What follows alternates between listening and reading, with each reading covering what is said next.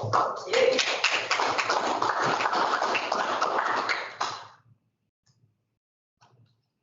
That was really great, Matt, and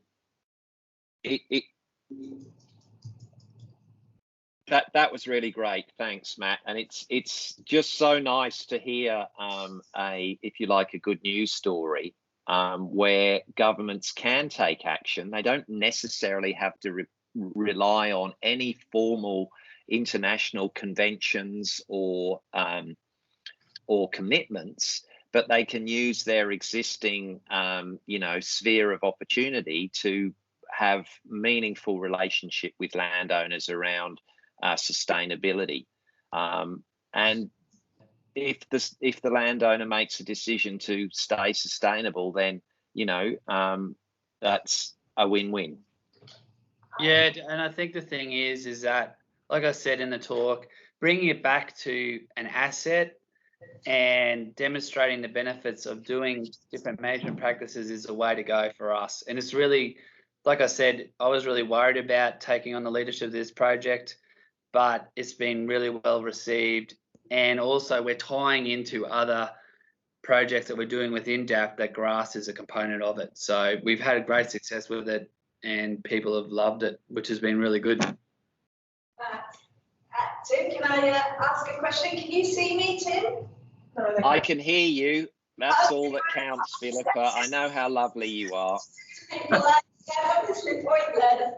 I don't know. But Matt, butting in with my question, I was just really thrilled and enthused about what you were talking about and the way that landholders are loving this. I just wonder if you could pinpoint a little bit more what the lure is. Is it because they can get some help with compliance with the legislation, so they don't need to worry about it anymore? Is it because you sound like you're a bottomless pit of funding? If they are poor, you'll come and fix up all their problems for them? Or is it because they can see their property really improving over time as they work with you? And what role do you think it is that you're not the DES and you're not the Department of Natural Resources and you're just happy daffy sort of thing? Yeah, I think, Philippa, it's a bit of the three. We've worked with producers that have come in for the incentive funding, and then at the last minute they pull out. We've had people that aren't interested in this incentive funding at all, and we have had people that, like I said, that have definitely come into it to go on that register. So we really push the register.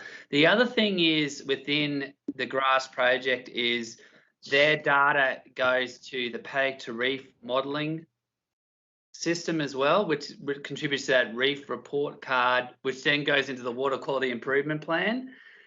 And I always say to people straight up, if you work with us, your data is going in there because that demonstrates that government money is being spent efficiently to reduce the amount of sediment that's running off into the reef.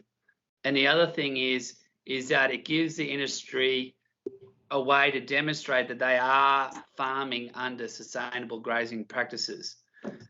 So people really like that sort of stuff, and like I said, it's about looking at the whole of business. So within DAF, we're like Switzerland was in World War II. We're neutral. We don't have anything to sell, but we're there to help people out with their business. And if we can't help them, we direct them onto someone else that can. But within the grass project, one of the biggest things we focus on is gullies.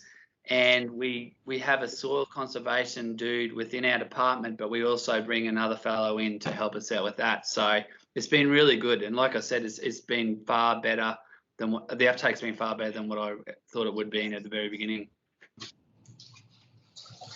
Can I ask a question? Yeah, well, we did say we were only going to have one question. Oh, I'm sorry. No. It's okay, but James Henderson has his hand up and has had for a little while, Tim. Oh, yes. Go, James. Sorry, Tim.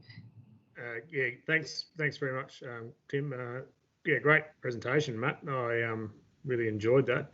Being a veteran of that many DAF programs, from Bill Schilke to Professor Russ Tyler in the old days. I think I've done every one, but that's the first one that ties them together and links it to funding. That's an incredibly powerful program you've got going there. Just quickly on the reef reg side, I've never been able to find anyone who can answer this for me. We've got massive problems with pasture dieback. So we take country that's in land condition A and it turns into land condition D in 2 years. The other big problem I've got is, and obviously that would pick up as a reef problem.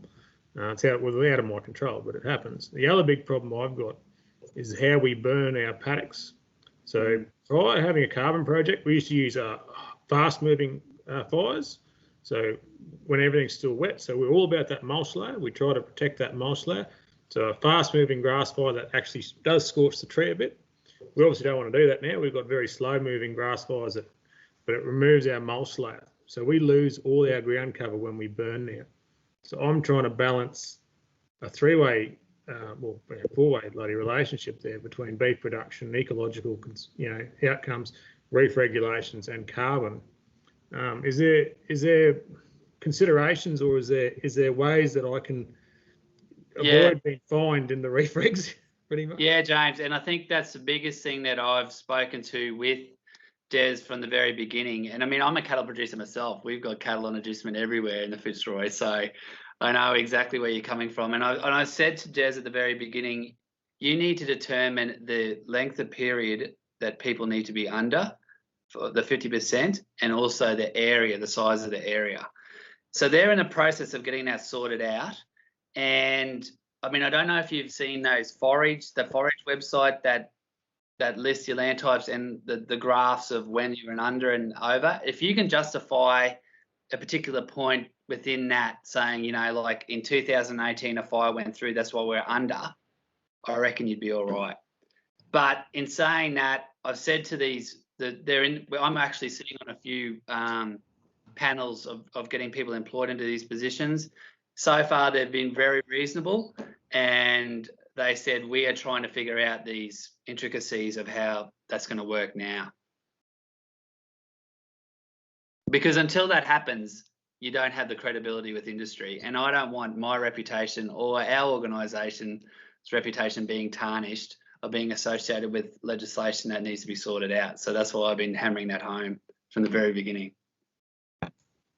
My question follows a comment on from that.